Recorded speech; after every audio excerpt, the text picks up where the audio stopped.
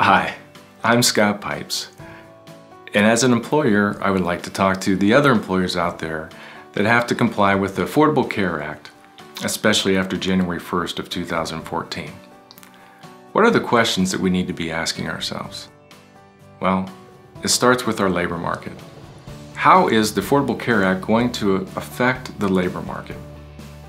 If you ask my opinion, I believe it's going to affect us more than anything I've ever seen in my lifetime. Why? Well, it starts with the concept that all employees now have to prove that they have qualified insurance or pay a fine personally.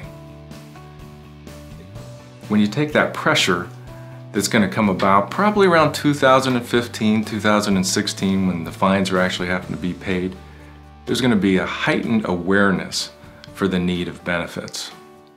So, the question you have to ask yourself is, and myself, will we provide coverage for our employees, and will it be affordable and meet the definition of qualified under the Affordable Care Act?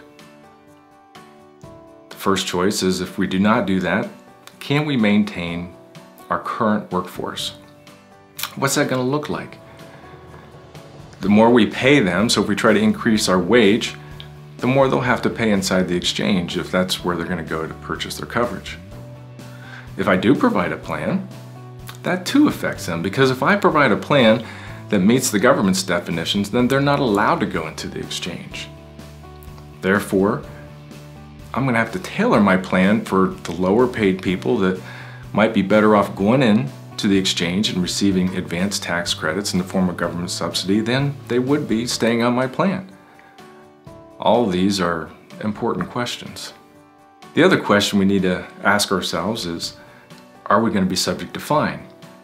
Now, by now you've probably heard that the magic number is 50 employees, that if you have 50 employees or more, you will be subject to fine if you do not provide qualified health insurance.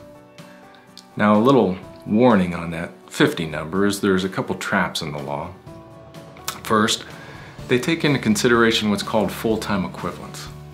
A full-time equivalent is a part-time person that they prorate on a full-time basis to see whether or not an employer is at 50 employees or not. And by the way, 2013 is when they're measuring your workforce for 2014 to see whether or not you're a large employer for the Affordable Care Act. The other consideration is if you own other companies, because there's an aggregate effect that they do, that if you have a certain amount of ownership in another company, they may link those two companies together in order to see whether or not you are 50 or more employees. If you are 50 or more, then you're considered a large group, and there's a whole other universe of fines that we didn't see before. The truth about the Affordable Care Act is it's going to affect everyone differently. There will be those that the Affordable Care Act helps, both from an employee and an employer standpoint. But the only way to really get your arms around it is to have a personal examination, discussion with someone that knows the law and understands the benefits world.